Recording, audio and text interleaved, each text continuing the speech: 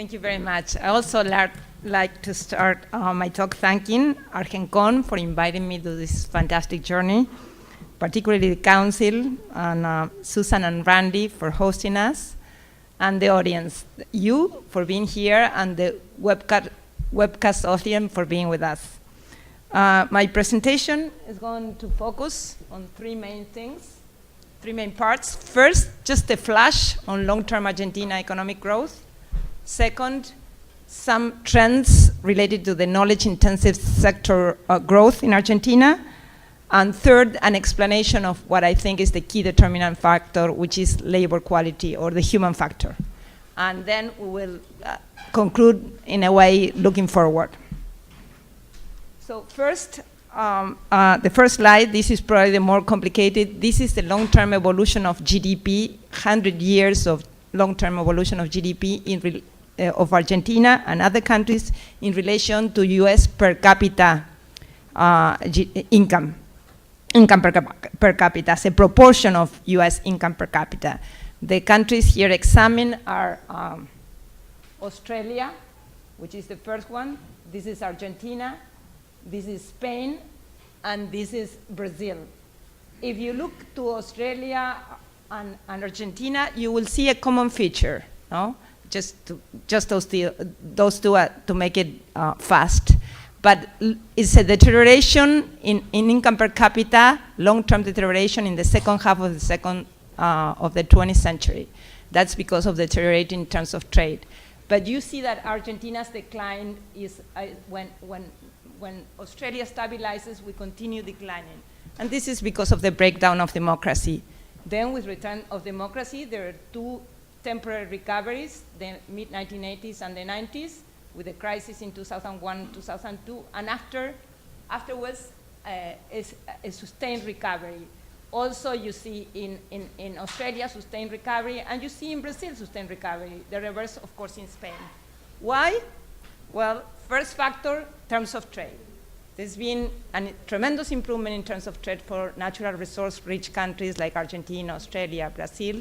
It's been, here you see, the increase has been 38%. Okay, great, you're right, thank you. The increase 38%. Although there is a moderation in the increase of international commodity prices, we're not yet confronting headwinds. We're still with some tailwinds. The second factor in the window of opportunity is the demographic bonus.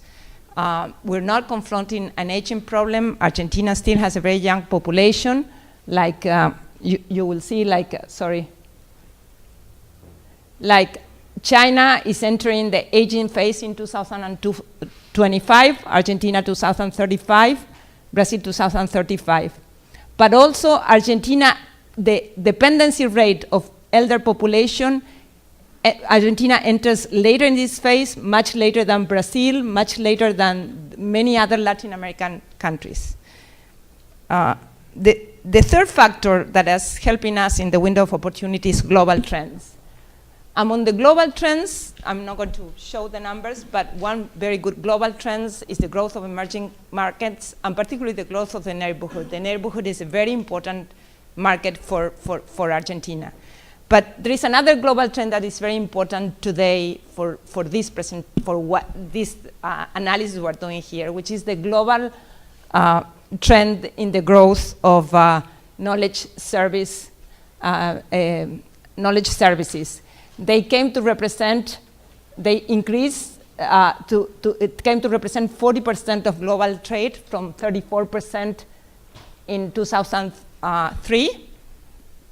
And they have been growing faster than total service trade.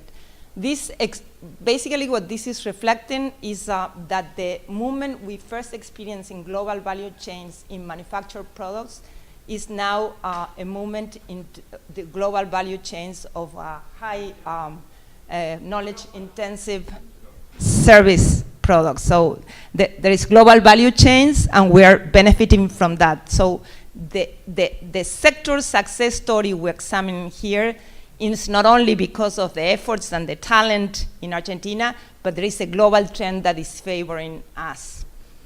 And particularly IBM, I think, expresses very well this global term. IBM has been, it's not the only, but IBM has been more than 90 years in Argentina. In the 1980s, inserted Argentina into global manufacturing trend with the printers doing all the metal work in Argentina for the world. And in 2001, so before the crisis, or the year the crisis really started to appear, inserted Argentina in the service sector. What is the trend of the sector growth in Argentina? First is a growth propelled by exports. Exports have been increasing at 20% annual average, have reached, like we saw in the video, $6.5 billion in 2013. And if we look also at the increase of employment in ARGENCON enterprises, it's been 50% annual average per year.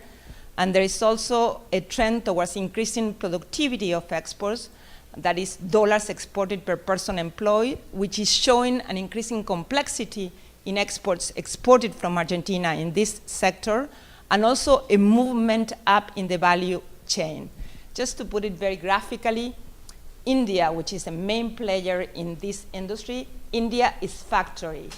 Argentina is studio innovation, boutique innovation, high value added services, complexity. Again, as in the global trend, the share of this sector in global service exports went from 23% in 2003 to 45% now because of faster growth. And when you look at subsector export growth, the rates are very significant. BPO and legal and advisory, it's over 26%.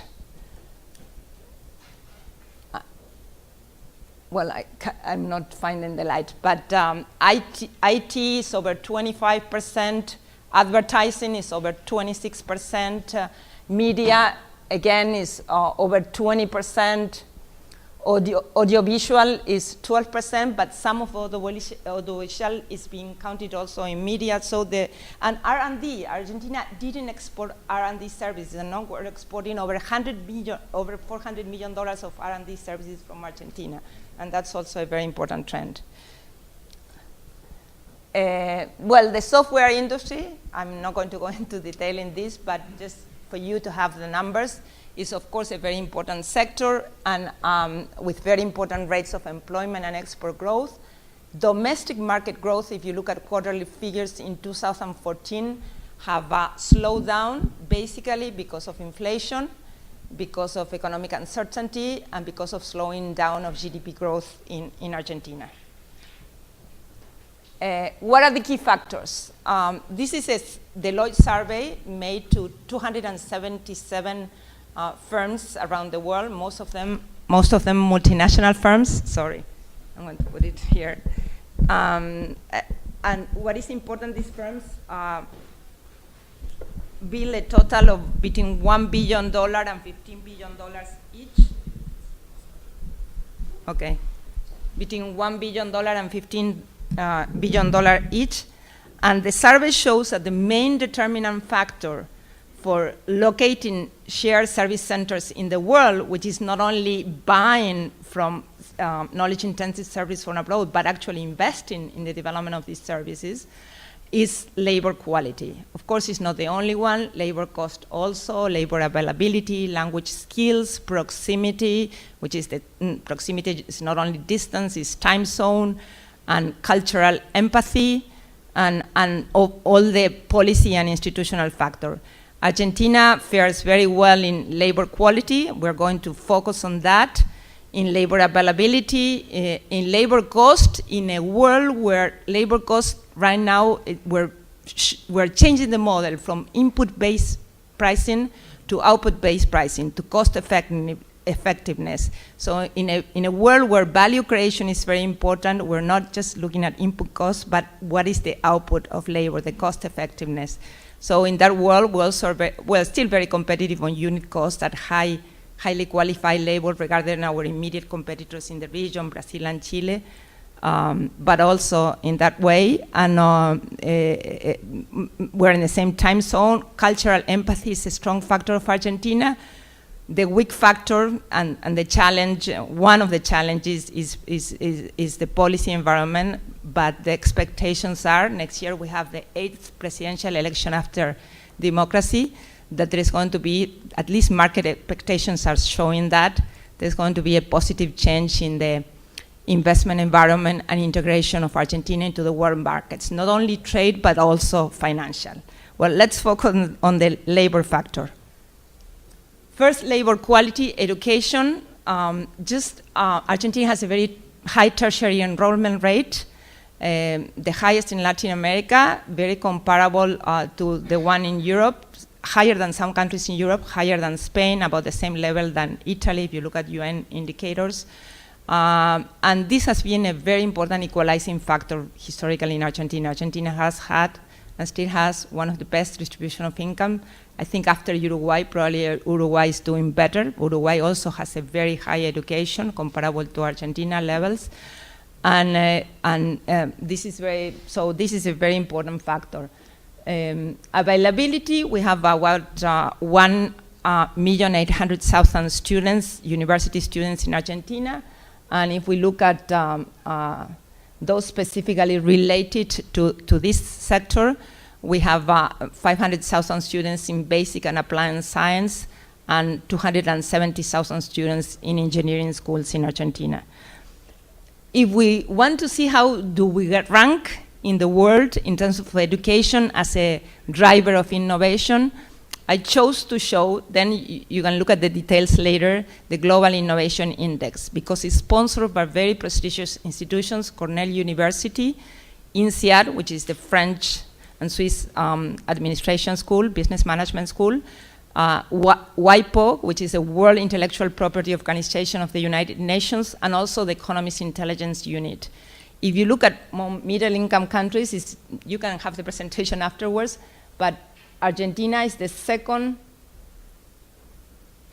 Argentina is here, is a second top best performer among middle-income countries in terms of quality of innovation or education as a driver of innovation after China. China is in a best position.